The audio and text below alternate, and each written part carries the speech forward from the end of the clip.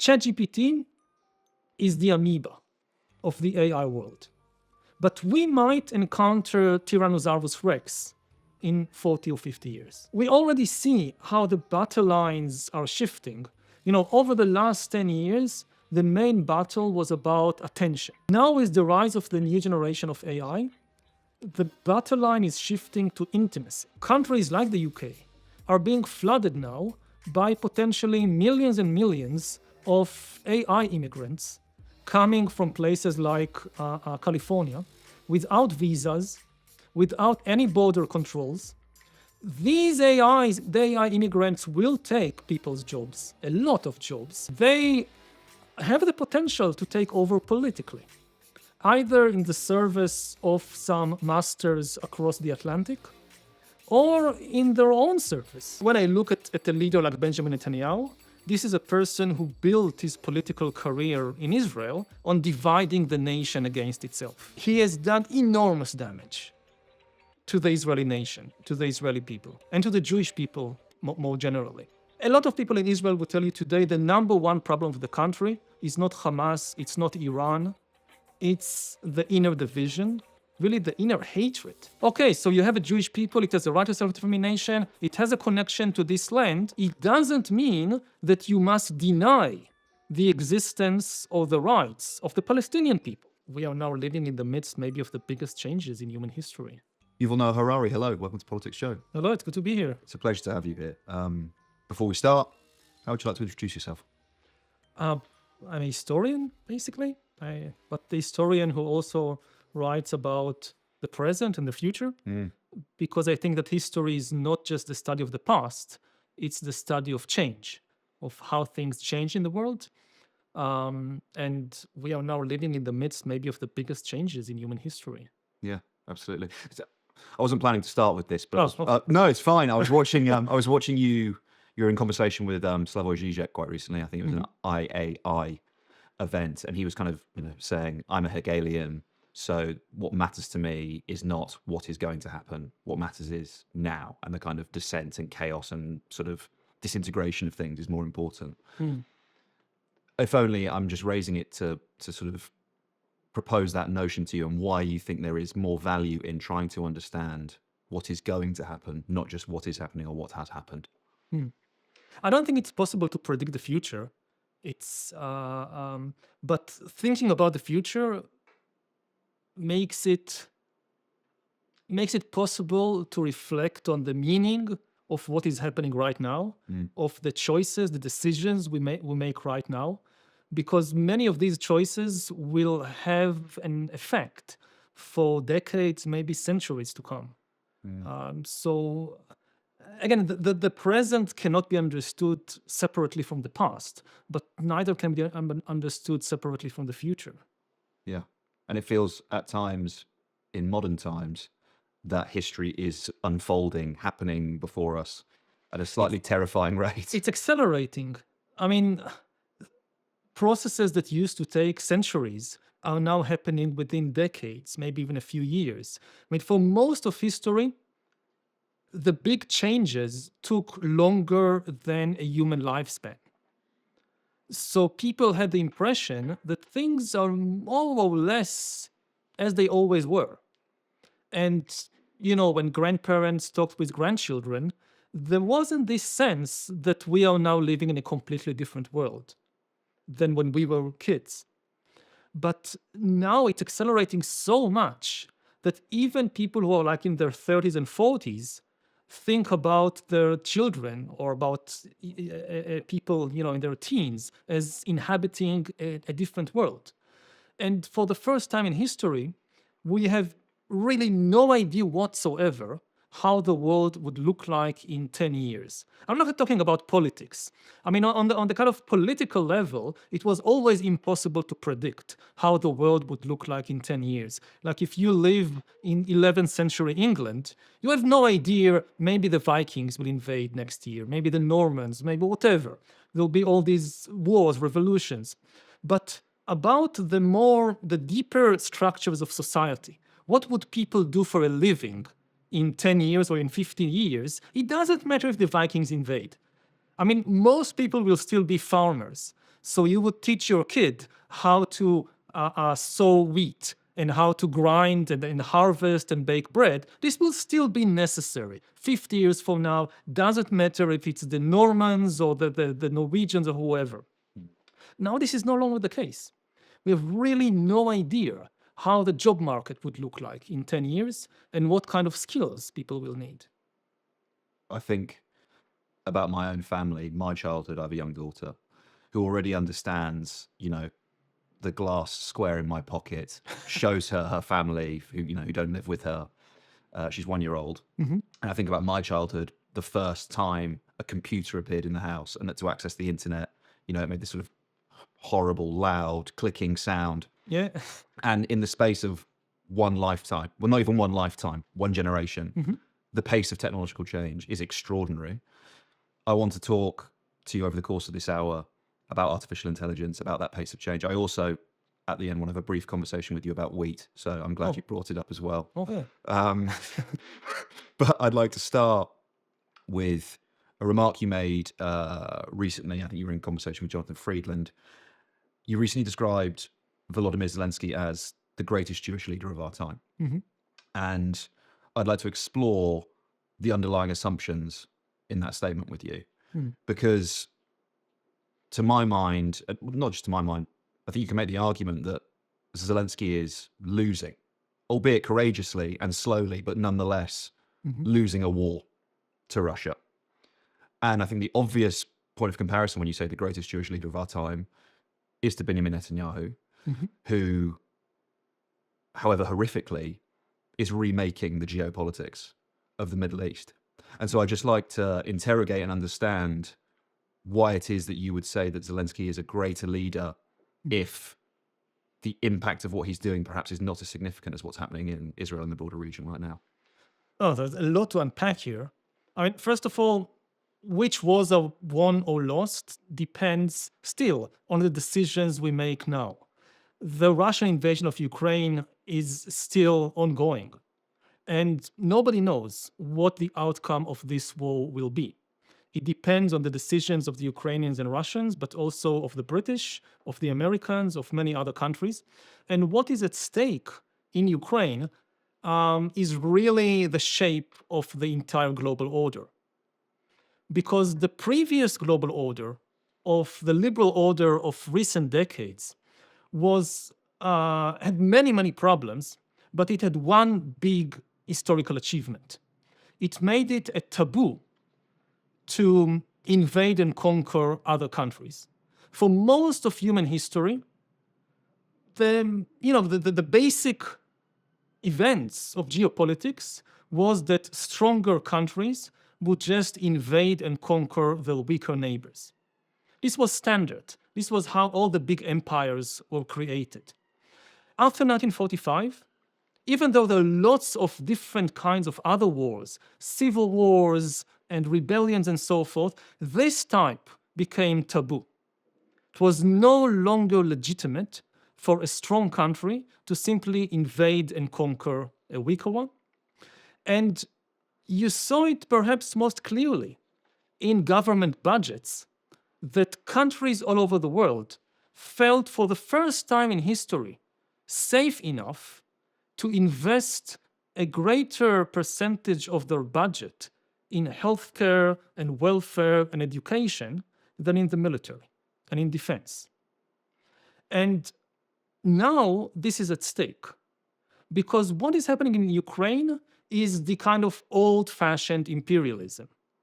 It's a country invading its neighbor with a clear intent of just destroying and annexing it. Every piece of territory conquered by the Russian army is annexed by the Russian state. If this is allowed to pass, to happen, we will see more and more of that all over the world. And this is what is at stake there. And I hope that enough countries will continue to support Ukraine to make sure that Russia is not allowed to win. But the issue of comparing, say, Zelensky and Netanyahu is deeper than just winning and losing. It's a question of what is your value system? What kind of world do you want to live in? If you judge leaders simply by the yardstick of military success, then your heroes of history are Genghis Khan and Napoleon and Hitler and these kinds of people who are extremely successful in military terms. But is this your value system? And speaking specifically about Judaism and the Jewish people, is this the new Jewish value system of might is right and violence is the most admired quality? If that's your value system, then yes, maybe Netanyahu is the greatest Jew at the present moment. But if that's not your value system, then I think there is reason to think that Zelensky is a far more admirable leader than Benjamin Netanyahu. Yeah, I want to talk to you a little bit about realpolitik in a second, but considering you're talking about leadership, I just slightly broader question about what it is that you personally value in leaders. Are there people that you admire? I mean, you've singled out Zelensky already, but what do you think it means to be a leader? Taking responsibility. Taking responsibility also for your mistakes.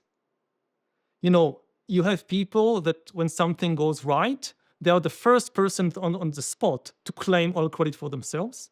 When something goes wrong, they will always blame somebody else. You have that style of leadership, and that's a terrible style of leadership. Leaders should be the opposite, that when something good happens, they know how to give credit. When something bad happens, they are willing to take responsibility. The other, I think, important task of leaders is to build trust between people. First and foremost, within their own group, the leader of a group should know how to build connection and trust within the group, but also with other groups. And when I look at a leader like Benjamin Netanyahu, this is a person who built his political career in Israel on dividing the nation against itself. You can argue about his other policies, achievements, wrongdoings, but I think there is one thing that you cannot argue about. That if you look at the level of trust within Israeli society, he has done enormous damage to the Israeli nation, to the Israeli people, and to the Jewish people more generally.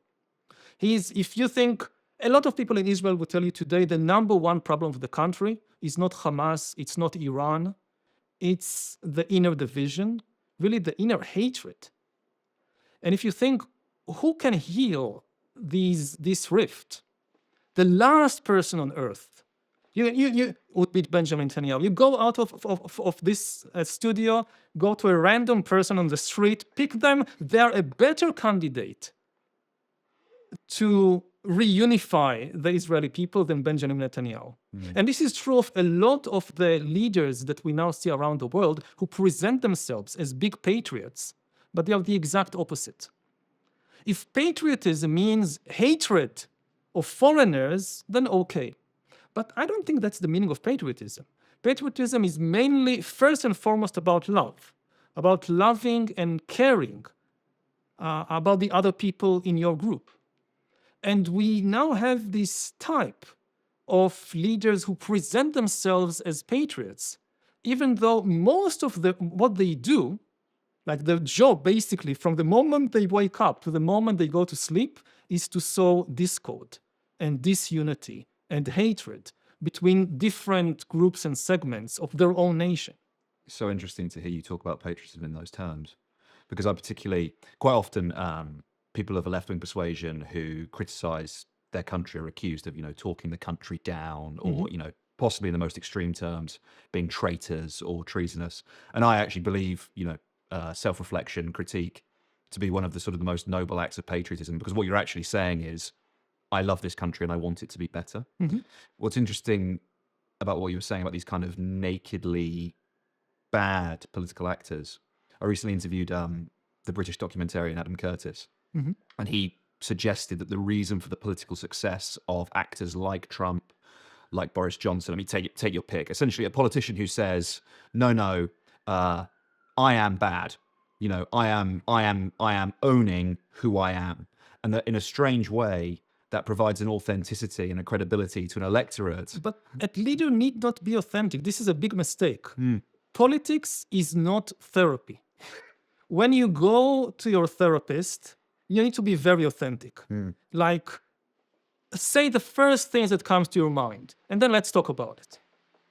But this is not the job of politicians. Politicians need to be responsible, not authentic. For instance, when you talk in public, as a politician, if you're with your therapist, the only audience of what you say is your therapist. Yes, go ahead, release all the barriers in your mind and just let it flow. The first thing that comes up. But this is not the situation when you're giving a speech to the nation with millions of people listening carefully to what you say. You are basically kind of planting seeds into the minds of millions of people, especially your supporters, who think very highly about you and about what you say. And you have to be extremely careful about what kind of seeds are you planting there. Seeds of hatred, seeds of fear, seeds of compassion.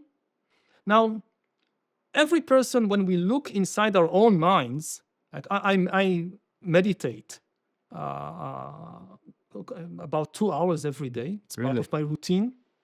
And meditation is really observing the contents of my mind. And I know that, at least in my case, my mind is full of garbage that I've accumulated over 50 years of life. I've accumulated quite a lot of, thoughts full of hatred, thoughts full of fear, thoughts full of anger. And that's okay. I'm a human being. That's natural. But I have to be very careful about sharing these thoughts with other people, especially like here, we are now having this discussion. I don't know how many listeners we have. Hopefully a few.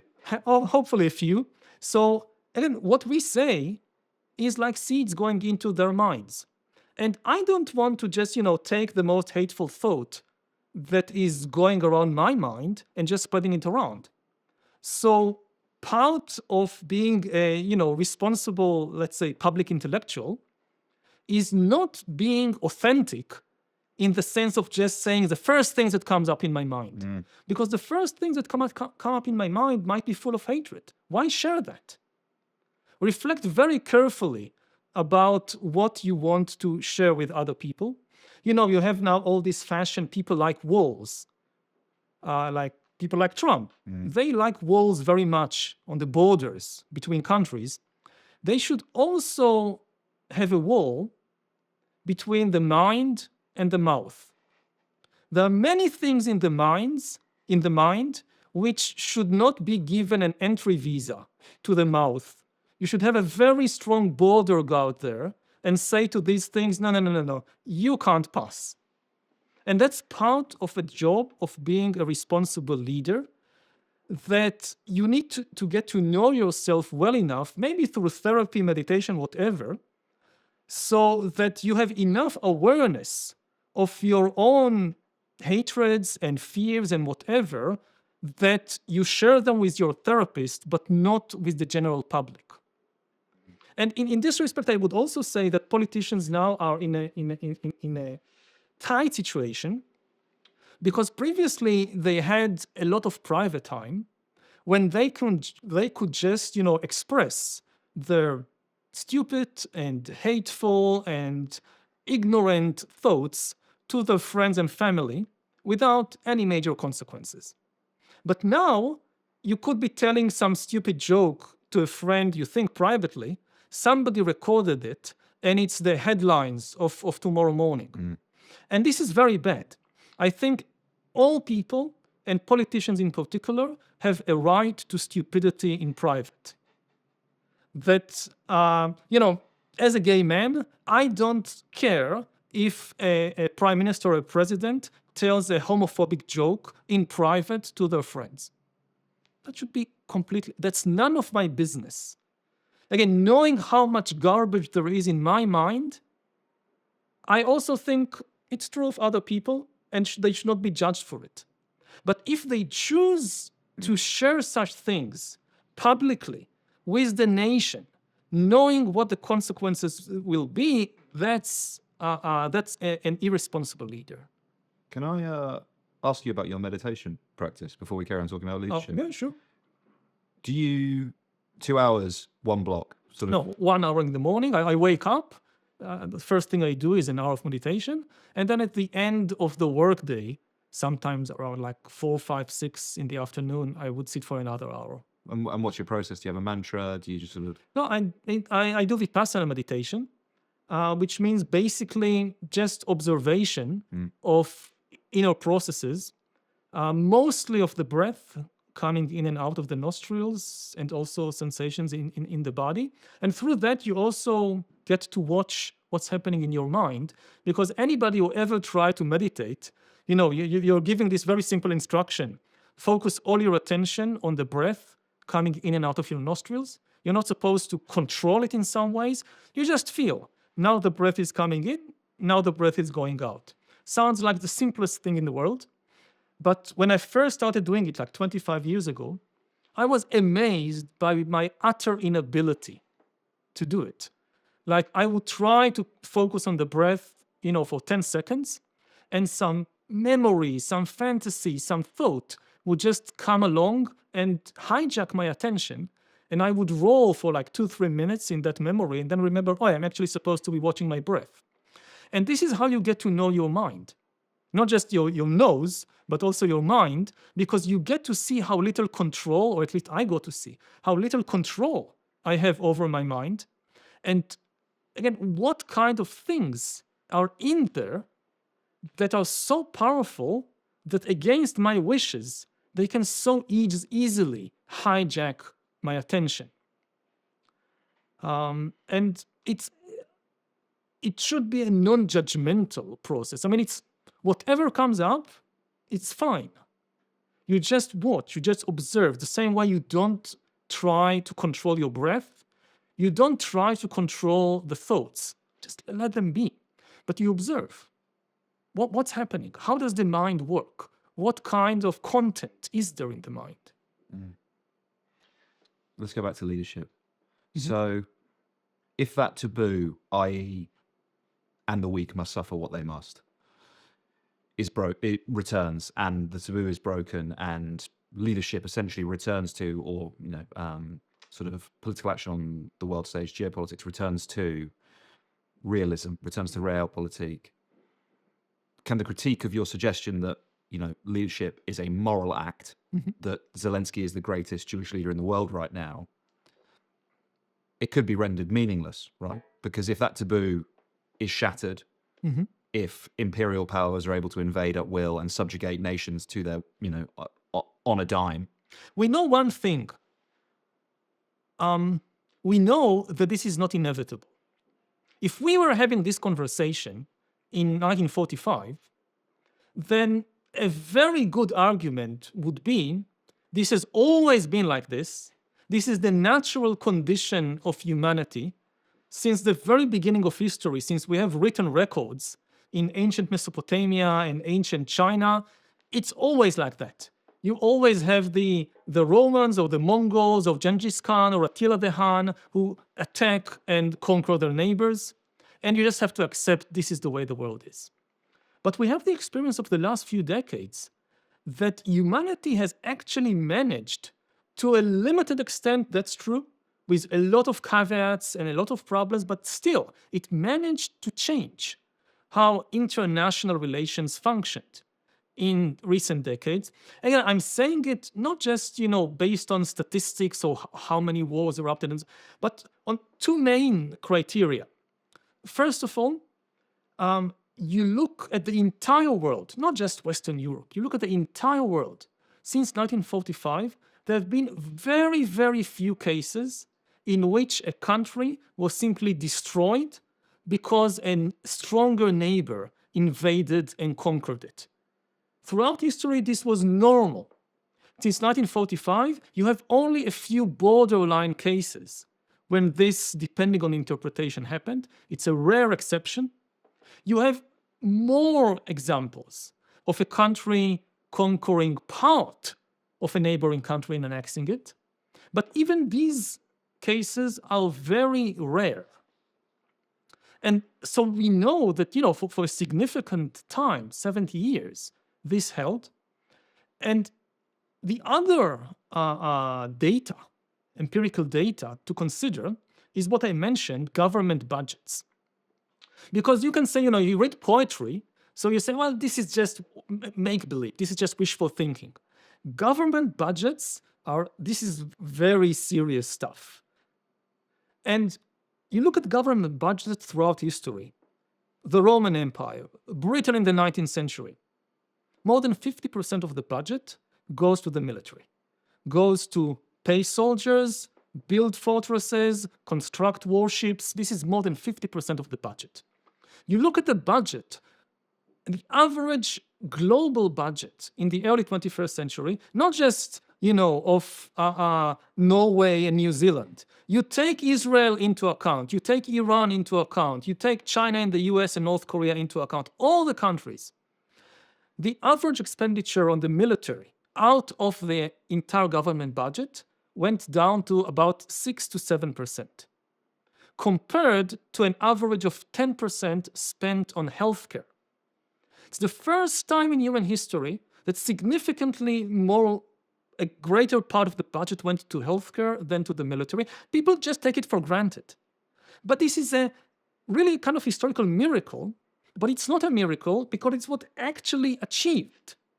And it was achieved not by divine intervention, it was achieved by people and leaders making wise decisions.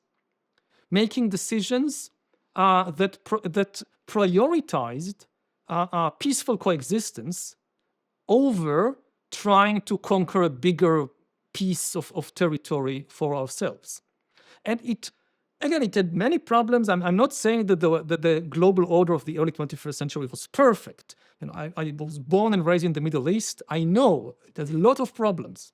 But compared to every previous period in history, it was a huge improvement. We are now in the process of losing it, but at least we know that it is possible. It's something which is compatible with human nature. And we need to just make the effort to save this order and to rebuild it in a better way. And leaders like Zelensky are making this effort, whereas leaders like Netanyahu are not.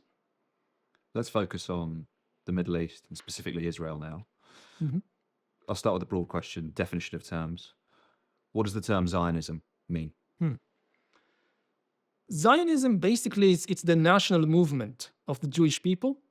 And it says, I think, three things. First of all, it says that Jews are not just individuals. There is a Jewish people. There is a collective. The same way that there is a Palestinian people, there is a Polish people, there is a Russian people, there is a Jewish people. Statement number one. Number two, that the Jewish people has a right to self-determination, just like other nations have a right to self-determination. Number three, it says that the Jewish people has a special historical and cultural connection to the land between the Mediterranean and the Jordan River. If you accept these three statements, you basically accept Zionism, and I can say about myself that I accept them. In this sense, I'm a Zionist. What are the political implications of these three facts? That's an issue which is debated also within the Zionist movement. Okay, so you have a Jewish people, it has a right to self-determination, it has a connection to this land. Does it mean a one-state solution? Does it mean a two-state solution? Does it mean a broader confederation? What does it mean? This is contested. One thing it doesn't mean that you must deny the existence or the rights of the Palestinian people. You can be a Zionist in the sense of accepting the right of the Jewish people for self-determination and at the same time support the establishment of a Palestinian state in which the Palestinians will exercise their right to self-determination. The human brain is an incredible thing. It has billions upon billions of neurons and hundreds of billions of synapses. It should have room for two ideas at the same time. No. You should be able to hold in your brain at the same time the idea that Israelis have a right to live in security, prosperity, and dignity in the country of their birth, and at the same time that Palestinians also have a right to live in security, in prosperity, in dignity in the country of their birth. It is not a logical contradiction to hold these two ideas together. Now, again, how to actually realize this? What would be the precise political solution, the location of the border? We can argue a lot about that. But we should start from accepting both of these ideas at the same time. And part of the deep root of the conflict there is that people there, and also people all over the world, for some reason they seem capable of holding just one of these ideas at the same time. And each side is convinced, unfortunately with good reason, that the other side intends to destroy it. Israelis are convinced that if the Palestinians get a chance, they will just completely destroy Israel. And I think the Israelis are correct to fear that. At the same time, the Palestinians fear that if the Israelis have a chance, they will completely destroy the Palestinian nation. And the Palestinians are correct to fear that. It's not that that both sides are paranoid, living in delusions. They understand reality. The thing to reflect on this situation is that this is not inevitable. At the present moment, yes, this is the case. But ultimately, it goes back to the mind and the garbage in the mind. Ultimately, it's just ideas in people's minds. There is no objective reason compelling Israelis and Palestinians to hope for the destruction of the other side. You know, some people say there is just not enough territory. There is just not enough water and food, so you have to fight. And this is not true. Even though it's a small place and quite crowded, objectively, physically, there is enough space to build houses and schools and hospitals for everyone. There is definitely enough food. There is enough water. Yes, much of it is desert, but we now have the technology to desalinize water from the Mediterranean. There is enough water, energy. What is lacking is the mental willingness to accept the existence of the other side. You know, like inside the mind, people are just unable to accept the existence of the other side, of the other people. And instead of changing their minds, they're trying to change the reality. So they want the mind and reality to fit each other. So instead of changing their minds, they want reality not to contain the other side. And then conflict is over. But hopefully, they will change their minds instead of trying to destroy the other side. What do you think is driving that point of view on both sides? Is it an emotional response? Is it It's a realistic response. Yeah. Again, I wouldn't, there is a big difference between the people who actually live there and the people who live halfway across the world and have very strong opinions on that conflict, very often with very little knowledge or connection to the place. With regard to the people who live there, they have ample realistic reasons to be very afraid of the other side.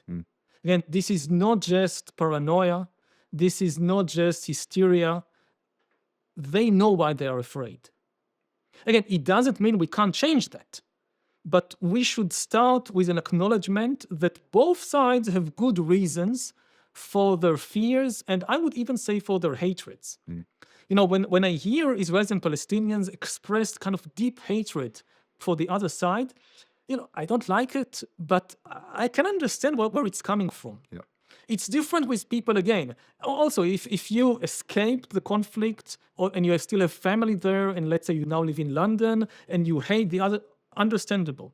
But if you've never been there, you don't have relatives there, you just read some news on social media and you become kind of full of hatred, the last thing that area in the world needs is more hatred. Like people from all over the world very generously are exporting their hatred. Here, have some more hatred. You don't have enough. This is not helping. No, I don't think so. Let's return to that sort of the three component parts that you outlined a moment ago about Zionism, because I think an interesting area of exploration is that first point of the contestation of what constitutes the Jewish people.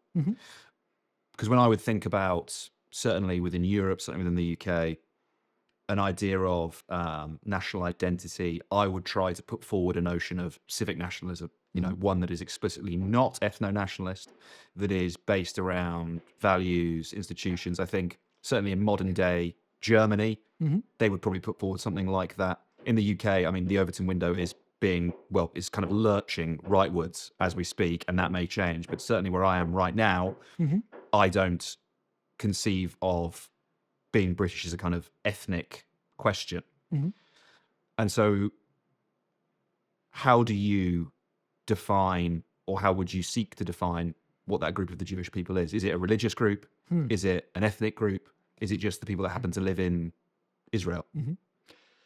There are no easy answers to that in history about any group of people. That's why I'm asking you. Yeah. I mean, it's never an objective definition.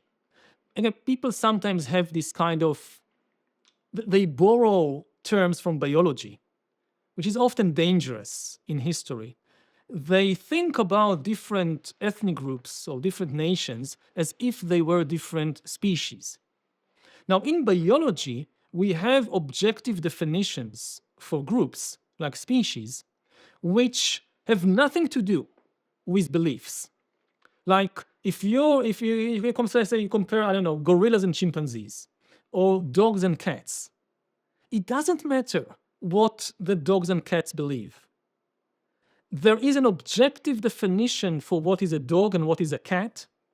And and in the simplest terms, dogs and cats are different because they cannot interbreed.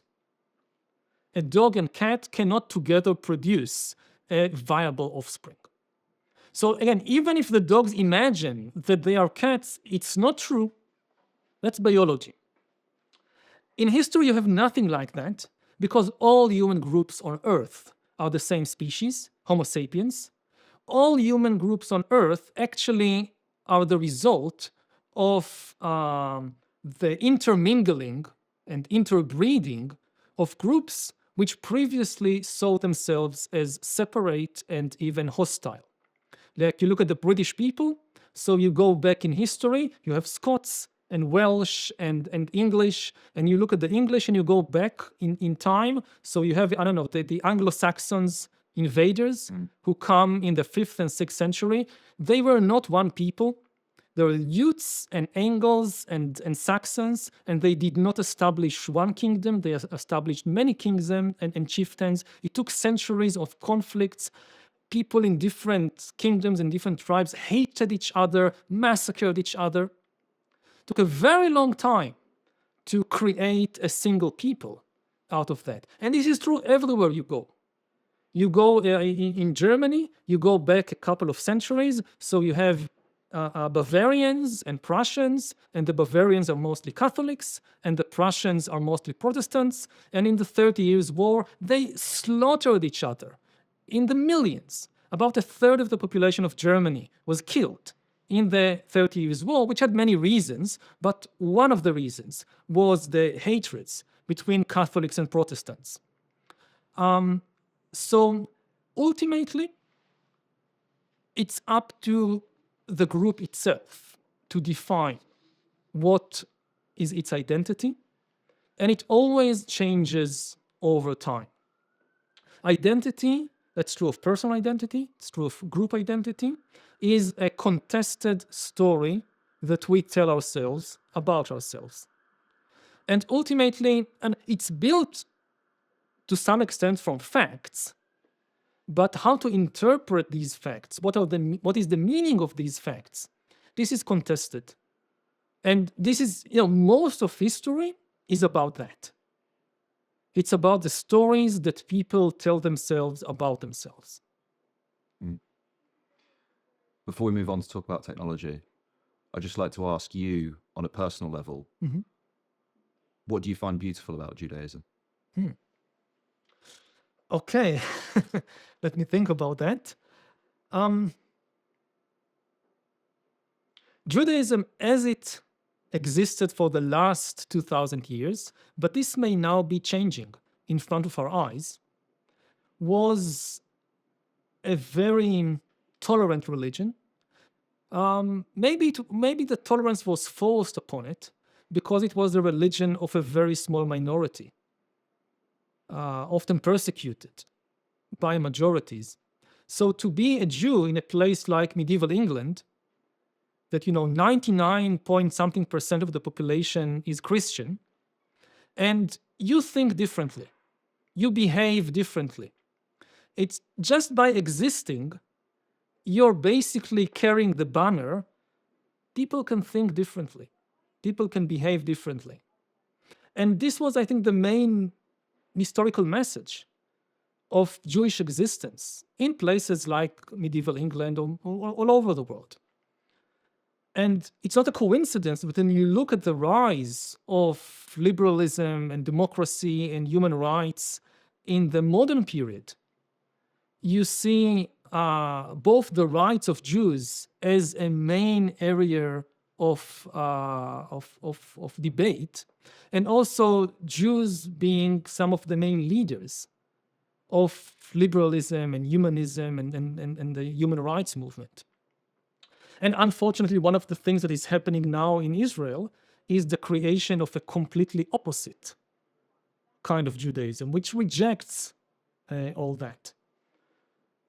And the other, I think, beautiful thing about the Jewish tradition as it was, not necessarily as it is being transformed right now, is that not just towards the outside world, but also inwardly, it was comparatively open to debate and self-questioning, like arguing about almost everything.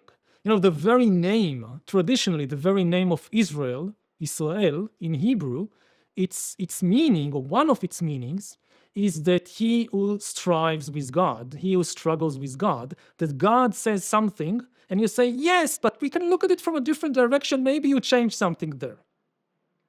That you don't just accept, because God said so, we have to do it. No. You think about, you debate everything, and there is room for maybe not all opinions, but at least for a plurality of opinions. And this is another thing that is now changing in front of our eyes. One of the things that really struck me about what's happening right now in Israel, especially with regard to the war in Gaza, is the almost entire lack of debate within the Jewish Orthodox religious community. There are a lot of Israelis that object and resist and demonstrate in the streets against what the government is doing. There is a lot of, especially in the reform movement, people and rabbis and leaders who very publicly voice their objections. Within the Orthodox community, as far as I can tell, there is zero debate. Like, these are people that when you tell them, is it okay to eat, how do you call this fake meat stuff? Oh, yeah. Lab-grown Cultured, meat. yeah. Is it okay to eat cultured meat steak while having an oat milk drink? And they would debate this for days, like this is the most important thing in the world. And then you say, is it okay to starve 2 million people? No debate. No debate. I didn't hear about a single, at least major Orthodox leader in Israel or even outside Israel who said, wait a minute, we have to debate this. What does the Talmud says about this? What does the Mishnah says about it? No. When it came to that, they all fell in line. And again, I think that one of the inner tragedies, there is, of course, the outer tragedy of what is happening to the Palestinians, but the inner tragedy is that Judaism is being transformed in front of our eyes in a radical and very, very dark direction. And I don't see nearly enough kind of pushback, at least from Orthodox Jews, about that. Thanks for answering that. It's appreciated. It's a personal question, and you've answered it very movingly. So thank you for talking about it in that way, Yuval. Let's move things on. Let's talk about technology. To begin with, how often do you use your phone? How often do you look at your phone? Or Too much? whenever it's needed. Yeah. No, it's, I'm not against technology. The key thing is that I want to use technology and not be used by it. So like with the phone, sometimes I need it. So I would use it. But I don't like the situations when the phone is using me. For instance, you had the smartest people in the world over the last 20 years or so figuring out how to use your phone to hack into your brain. How to get you to spend hours on platforms, even if it's not really good for you or what you really want to do with your life. And they've been extremely successful. It's very, very difficult to win this. It's basically like playing chess against the grandmaster. The same way that today we know we cannot win a chess against a computer, a supercomputer. You cannot win the battle for attention against these powerful algorithms. They have been, again, constructed by the smartest people on the planet with budgets of billions and billions and trained on interactions with billions of people on how to hack your brain. And if you think that you're strong enough and smart enough to resist that, that could be a very big illusion. And again, this goes back to my practice of meditation because I know how weak my mind is. That my mind, it's like when you want to hack a computer or you want to hack a smartphone or a bank account, you look for the weaknesses in the code. It's the same with the mind. Technology doesn't overwhelm us by becoming better than our strongest and our best parts. It overwhelms us by exploiting our weakest parts. It finds the weakest links in the human code, in my own individual code, and exploits this to hack me and to manipulate me and to control me. And because I'm suspicious of my ability to kind of win this battle, I try to stay away from the battlefield as far as possible. Glad you answered. I was going to ask, you present as a smart person, Yuval. You don't meditate 2 hours a day. I'm glad you answered the question that way. You anticipated what I was going to ask you next. How does artificial intelligence intersect with the analysis you've just offered then? It will take it to an entirely different level. I mean, everything we've seen so far is so primitive compared to what's coming. Even the social media of the last 10 years, it relied to some extent on AI algorithms, but really the baby AIs, the first generation. We haven't seen anything yet.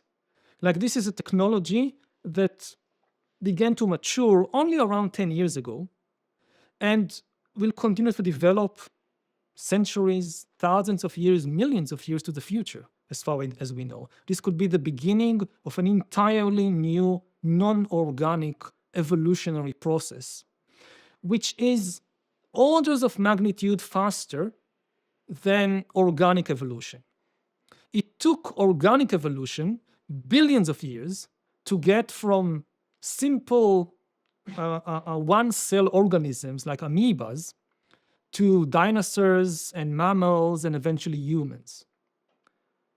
An analogous evolutionary process of AIs, of non-organic beings, could take just a few decades. ChatGPT is the amoeba of the AI world. But we might encounter Tyrannosaurus rex in 40 or 50 years, within our lifetime. Because it moves like orders of magnitude faster, the evolution of AI. And we already see how the battle lines are shifting. Over the last 10 years, the main battle was about attention. By now, almost everybody knows that there is a battle for our attention. Like you pick up your phone, then there are so many entities that through the phone try to grab your attention. Commercial interests, political parties, the platforms themselves, they just want to keep you longer and longer on the platform. This was the battle for attention. And we've largely lost it. Very difficult to keep your attention under your control and not being hijacked by these very primitive algorithms. Now, with the rise of the new generation of AI, the battle line is shifting to intimacy. That if the last 10 years were about attention, now it's increasingly about intimacy. We now increasingly have AIs that can create or mimic or fake intimacy with human beings and become your best friends and become even your lovers. And as this is an additional discussion to what extent AIs might really develop at some point feelings and consciousness. At present, as far as we know, they have zero consciousness, they have zero feelings, but they are already becoming very good at mimicking, faking feelings and emotions and emotional relationships. And this is the new battleground. And again, we are losing. More and more people are developing these deep relationships with non-organic and, as far as we know, non-conscious entities. And these have a potential, at least, to be dangerous types of relationships. Why? Because they are a kind of narcissistic fantasy or nightmare. That, with human beings, the big problem in relationships with human beings is that the other person also have feelings. Which means that certain things that I do or say could hurt the other person. I need to, at least some of my attention, focus on the other person. And it also means that the other person doesn't always see me because they are too preoccupied with their own feelings. Now, an AI friend will be free of these human tendencies or these humans. It has no feelings. So it can focus 100% of its attention only on what you feel and think at the present moment.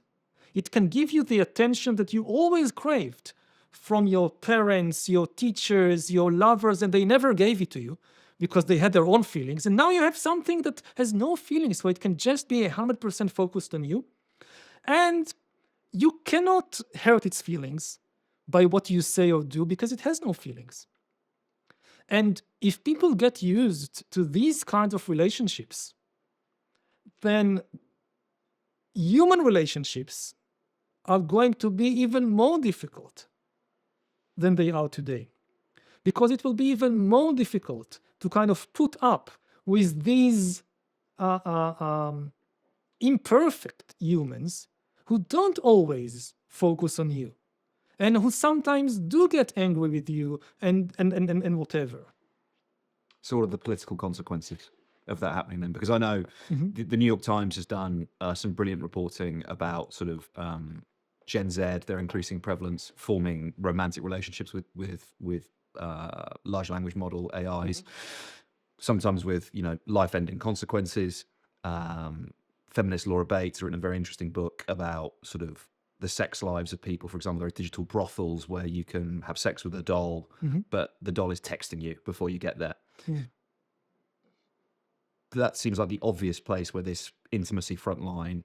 Yeah, this is just the tiny tip of the iceberg. These are the things that catch the headlines, but most of the iceberg is below the water. Really, it's the biggest experiment in human psychology and human society in history, conducted on billions of guinea pigs without anybody having the faintest ideas of what the consequences will be. We just don't know. What happens when you raise kids from age 0 with these AI companions? How will they be like when they are 20, 30, 40? We have no idea whatsoever, but we are conducting this experiment. And with regard to politics, the other things that I'll say is that, in the UK, in many other countries right now, immigration is the kind of seems to be the most important topic of the day. And perhaps it's a good lens to think about the AI revolution. Because one thing that strikes me about all the political discussion of immigration is that it ignores the most important wave of immigration currently in the world. That, you talk to people, what's the problem with immigration? And they will give you arguments, some of them perfectly sound, some of them a bit exaggerated, that immigrants are problematic because they will take our jobs, because they have different cultural ideas and they could change the culture of this place in ways we don't like. They could take over politically. These are the usual arguments, and they cannot be dismissed. There is historical reasons to be concerned about such things. But at present, the biggest wave of immigration goes unnoticed because countries like the UK are being flooded now by potentially millions and millions of AI immigrants coming from places like California without visas, without any border controls. These the AI immigrants will take people's jobs, a lot of jobs. And yes, new jobs will be created, which is also true when human immigrants take jobs, but it's going to be a difficult process of transition. So they will take lots of jobs. They have very different ideas about culture. For instance, you mentioned romance and sex. I guarantee you that AIs have much stranger ideas about sexual and romantic relationships than any human culture on Earth. And they are coming here and changing the sexual and romantic culture very quickly. They have the potential to take over politically, either in the service of some masters across the Atlantic or in their own service. AIs have the potential of escaping our control and starting to pursue their own alien goals. And I don't know if surprise is the right word, but I'm concerned that all these parties who are so concerned about human immigration don't talk at all about the AI immigration and don't offer any thoughts or solutions about that. Yuval, we're nearing the end of our time together. We've only got a few more minutes. If I was being completely self-indulgent, I would have spent this entire hour just asking you about wheat and humanity. But this will be my last question. Do you think wheat colonized humanity? To some extent, yes. And it's a kind of early example of something we think we control, but actually controls us. Because if you think about history from the viewpoint of wheat, so say 20,000 years ago, wheat was just this wheat growing in a few places, mainly around the Middle East. And even in these places, it was a relatively insignificant plant. Like you would have a hill with some trees and bushes and these plants and a few wheat plants here and a few wheat plants there. That's it. You look at the world today, there are places in North America, in Australia, places that not a single wheat plant grew 20,000 years ago, that you can go over hundreds of kilometers and see nothing except wheat. Now, how did wheat become one of the most successful plants or organisms in the history of the planet? It did so by, to some extent, enslaving an ape called Homo sapiens that 20,000 years ago lived in the Middle East and Africa and other parts of the world without thinking too much about wheat. Sometimes Homo sapiens would pick a few wheat plants and eat them, but it was difficult, to do because it's hard to eat the grains. But by promising Homo sapiens an easier life, like, if you grow me in fields and fields, then you have a lot more food and you will never be hungry and you will have a much better life. And Homo sapiens became convinced that this is indeed the case, and people starting working hard, from sunrise to sunset, doing nothing except serving wheat. If you're a farmer in the ancient Middle East, you wake up with sunrise and you go to the field to plow the field and plant the wheat seeds and take out all the other weeds and bring water in buckets to water your wheat and protect your wheat from mice and sparrows and deer and whatever else is coming to eat it. You thought that's a good deal. I'll get a lot more to eat. And funnily enough, generation after generation, century after century, wheat spread, reached in the end, again, to Australia, to Canada, to Argentina. But the life of the average sapiens farmer did not really improve at all.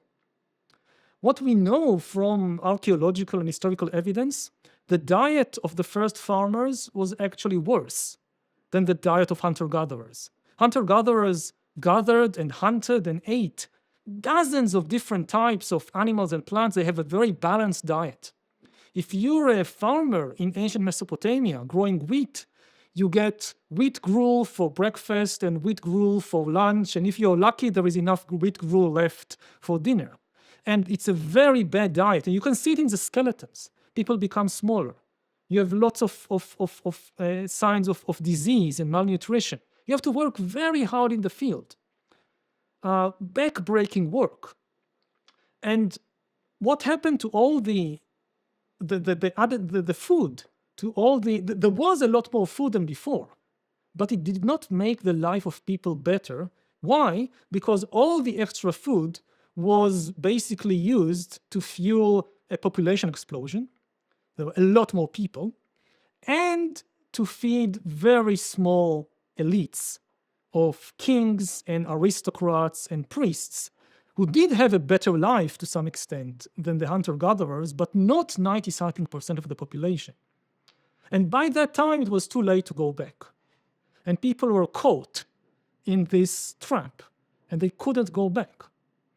And of course, there is one big difference between wheat and AI. Wheat cannot plan anything.